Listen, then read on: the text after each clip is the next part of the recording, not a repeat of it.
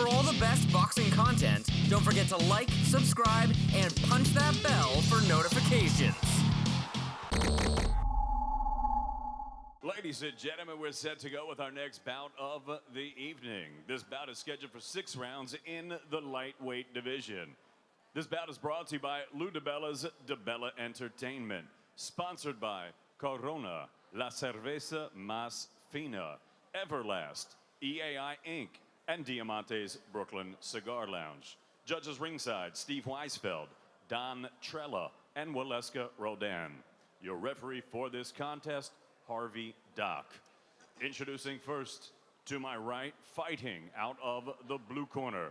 He wears red trunks with white trim. Official weight, an even 132 pounds.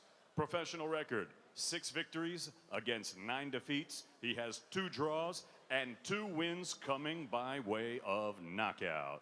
Originally from New Orleans and now living and fighting out of Las Vegas, Nevada, the best kept secret, Rynell Griffin.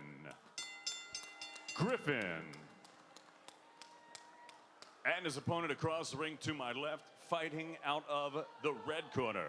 He wears the white trunks. He also tipped the scales at a ready and even 132 pounds. His professional record, 12 victories, 4 defeats, 1 draw. He has 6 wins coming by way of knockout. From Brooklyn, New York, ladies and gentlemen, Floriano L'Italiano Pagliara.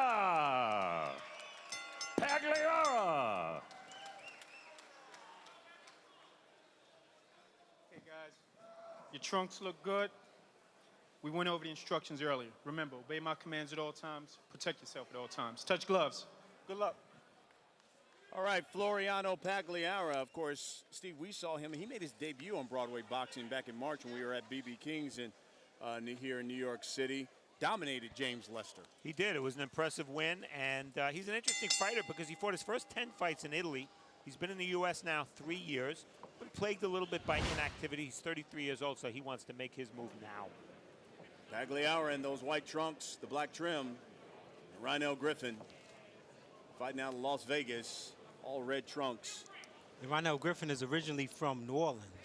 He said he moved to Las Vegas to really pursue and jumpstart his boxing career because Vegas is the capital of boxing, is what he says. Says he's been fighting since he's been 14. He's 29 now. Had about 80 amateur fights.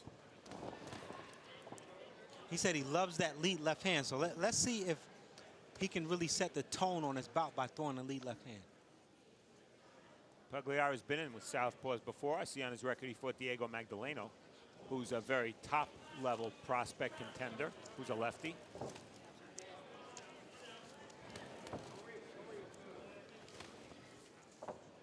Looks like Pagliara wants Griffin to come to him a little bit, trying to sucker him in. Yeah, interesting considering last time we saw Pagliara, he was the one setting the tone when he fought Lester. But see, you want to set the tone if you are Floriano, because southpaws, they can get in a rhythm, they can really confuse you. So you want to set the tone and make it uncomfortable for southpaws, especially early. But what I see here early is the fact that Rynell Griffin is being aggressive. He's the one stepping, moving forward. He's the one looking for those the openings and opportunities. And it's dangerous when you fight a guy like Griffin, who's got a record of 6-9-2. You don't want to give him the idea in there that he can win the fight. Absolutely, especially when it's just 6 rounds. That's why you have to be more assertive and jump on southpaws. Because if you get a southpaw in the mind, as you said, Steve, that, hey, I can win this fight, right. He'll really give you hell in there. And one other thing, if you get real close to a southpaw, he's not a southpaw anymore. Then you're on the inside, and it's a lot easier to hit him. But the one punch that's the money punch on the inside against southpaws, right uppercuts. You can hit him with a right uppercut all day. If you watch the sequence when these guys get close, Rynell Griffin bends. See the way he bends? He bends into your right hand. Here's a left that connects by Griffin. Good, decent Oh, start. there's a right hook. Yeah, it's a good start for him. Pagliara. Pagliara is a little wide with his shots and a little tentative, and that's why I think Griffin's doing pretty well this first round. Right, I think the pace favors Griffin. Final seconds here of round one. There's the Florian. Oh, Pagliara gets hit with a left and another left on the ropes. These guys are going 6. This is round 2.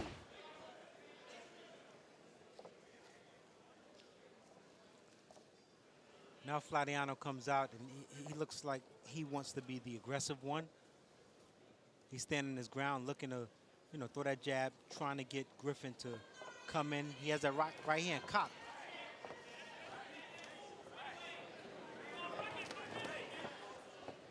Pagliara's got to set down on his punches a little more. It's just not much on his shots. Griffin gets him back in that corner.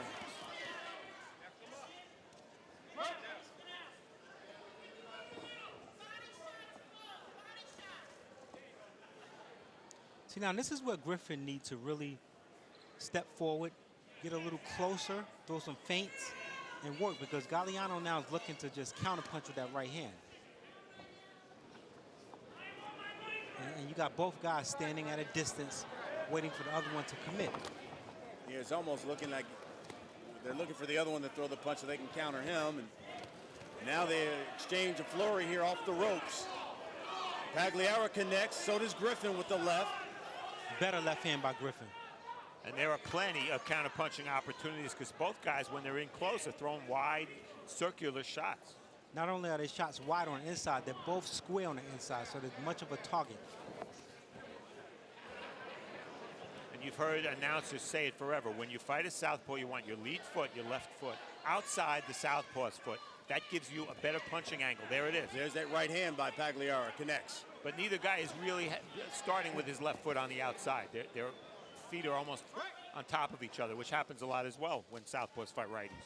Well, quite honestly, to keep your right foot, or your left foot, I'm sorry, positioned on the outside for the southpaw, that's only for left hooks. If you throw left hooks, that serves well. But if you just throw straight right hands, it really doesn't pay to keep your foot on the outside, because the balanced shot is for the left hook to bring back. Right, but it's not just about offense, it's also about protecting against the southpaw's Oh, left. absolutely, yes, absolutely. Pagliara again looking to counter. Connects with the right. Some nice counterpunching work there by Pagliara, but again, just very little on his punches. But you know what it appeared, although this is only the second round out of 6 rounds, it appeared that the first round, Floriano wanted to get the rhythm and timing of Griffin. Now he came out, and he's certainly counterpunching more effectively this round. Yeah, he seems to have found something with that left hand. Now it's time for Griffin to go back to his corner and make adjustments. Final seconds here, round 2.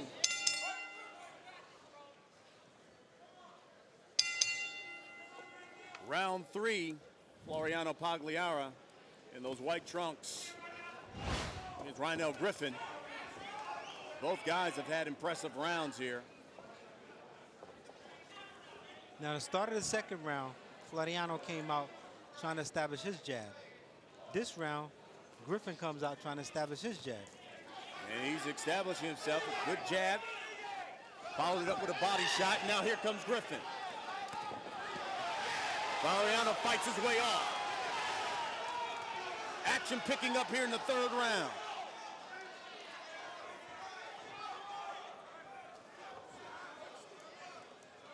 Well, Griffin is one of those guys, Steven, you correct me if I'm wrong, where you look at 9 losses on his record, 2 draws, and you say, why do we have that many losses on his record? He's not a bad fighter, and you can see that. He has skill. Probably he's taking fights on short notice. He's not in shape. But you can see he knows what he's doing inside the ring. Well, first of all, you're never wrong. That's number one. Now, moving on to your point, yes, he took this fight on 1 week's notice. Yeah, I was going to say he took this one on that. You're right, absolutely. And, you know, when you look at his record, you see, listen to this, the 9 losses he had came against fighters who had a combined 10 losses. So he's fighting one undefeated guy after the other. Bad management, not a bad fighter.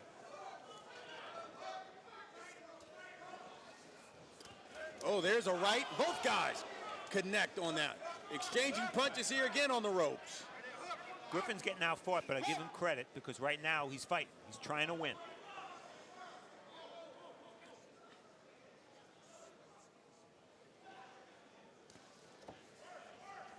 See, when Griffin slip shots, such as he did on the inside, he have to come up and counter.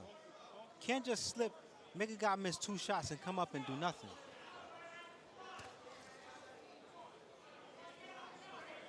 Pagliara's corner was telling him, you got to use that right hand to the body.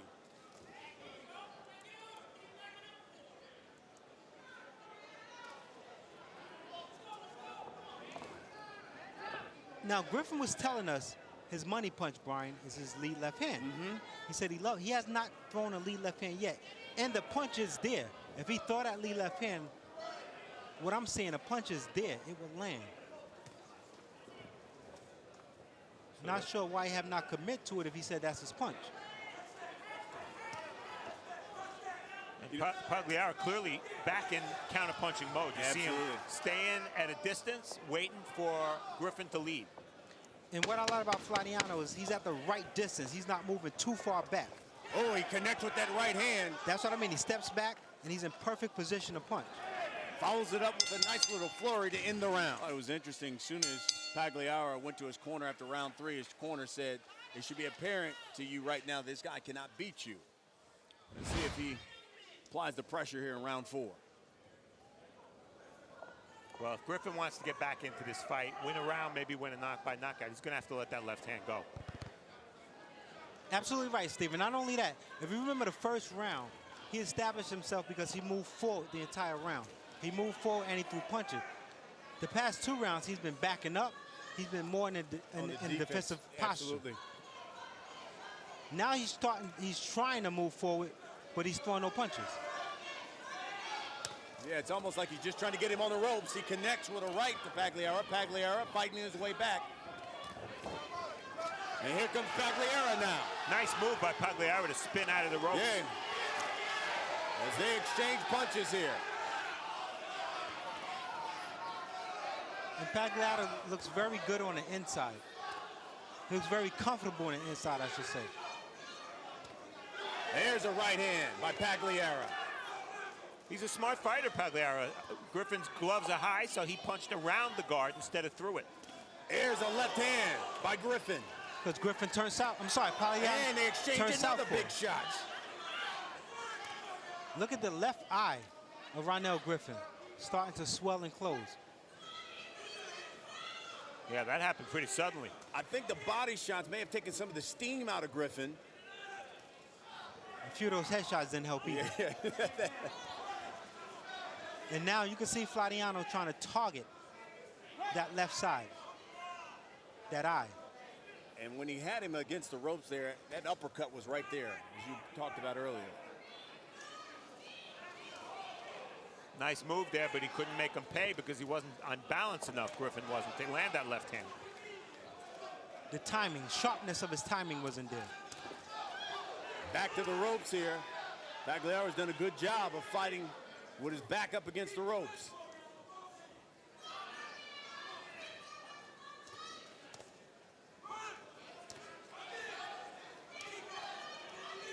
Oh, there's some headshots by Pagliara. He is just tattooing Griffin's face. And a big shiner under the left eye of Griffin. Now, Floriano, what he needs to do is stay close because Griffin's throwing wide looping shots. Stay close and keep your hands moving. Just like that. It's almost like Griffin's running out of steam. I think Pagliara notices. 1 week notice? It was a good start to the round for Griffin, but not a good finish. The left eye. This cut man gonna have his work cut out for him.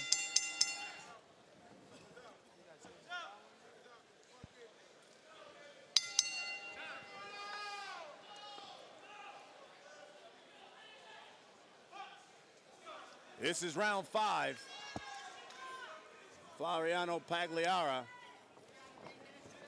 Let's see if he tries to finish the job here. Took a lot of steam out of Griffin in round 4. I remember early on in my amateur career, I faced a guy. He was much taller than me. First time I ever fought somebody that tall. And I had his eye closed in the second round. I was a pure boxer. I went back to the corner. I remember my trainer started yelling, "Forget boxing, you got to fight now." So FLORIANO, forget trying to be smart and all of that. Go in and just try to rough him up. Griffin connects with a left and a right. So you're saying forget now, just fight? Yeah, just keep roughing him up. Keep doing damage to that eye. Because it's clear now, Rynell Griffin is going to be concerned about his eye. So that takes away from any offense because he's thinking defense because of the eye. Pagliara.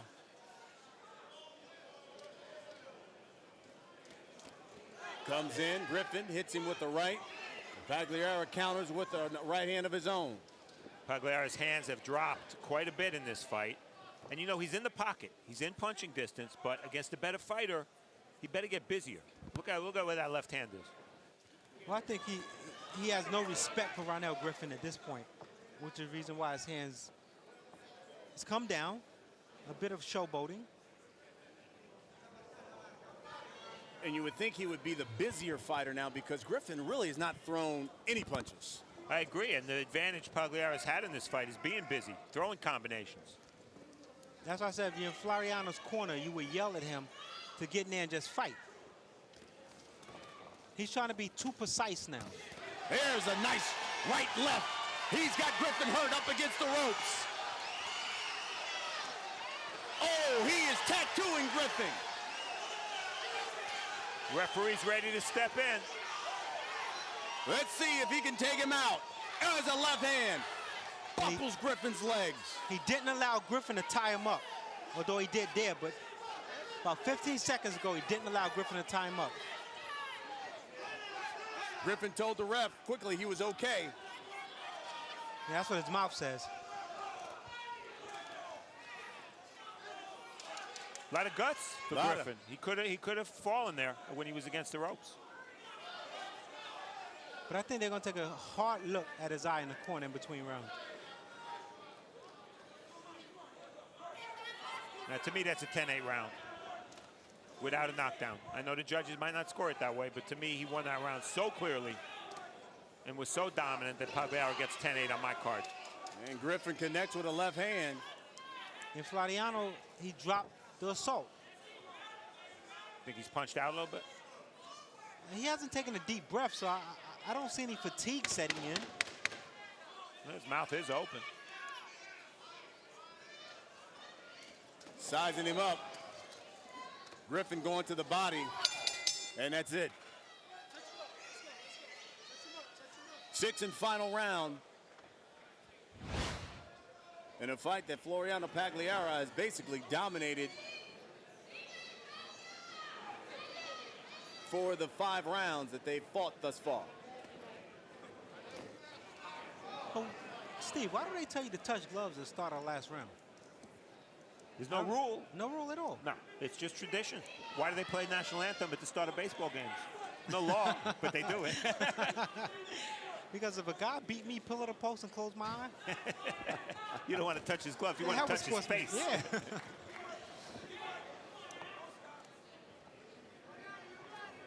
Because listen, during the action, you're supposed to be in that hurt mode. You become friendly after the fight. Well, you remember Shane Mosley and Manny Pacquiao? They were touching gloves every 5 seconds. And Pagliara is touching Griffin again. Got him up against the corner. Let's see if he can finish him off this time. The referee, Harry Dock, is getting very close. And I think Griffin saved himself a couple more seconds because he threw a few punches there. Yeah. No big shots. But Griffin's face, red, swollen.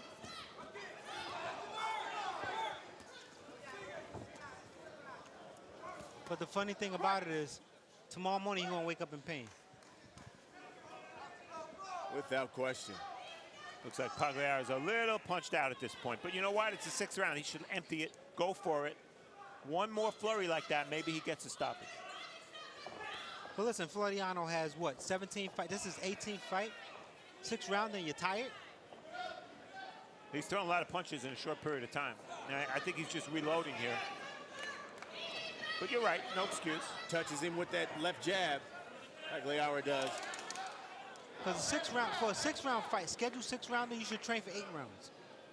Well, never mind that, but 2 fights ago, he went 12. Yeah. Well, now he's moving his hands again. Maybe he's getting his last wind here.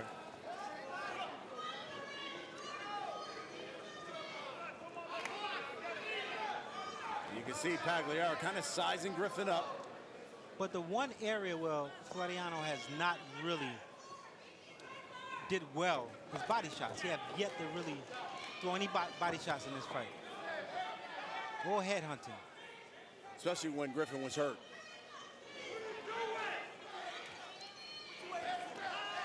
Here's a left by Pagliara. Give Griffin credit, though. He's still trying to punch. Blood coming from the nose of Griffin, and that's the fight. Ladies and gentlemen, after 6 rounds of action here at the Roseland Ballroom, we go to the judges' score totals. All 3 judges, Steve Weisfeld, Don Trella, and Waleska Roldan, scored this contest identically, 59-55, for your winner by unanimous decision. From Brooklyn, New York, Floriano L'Italiano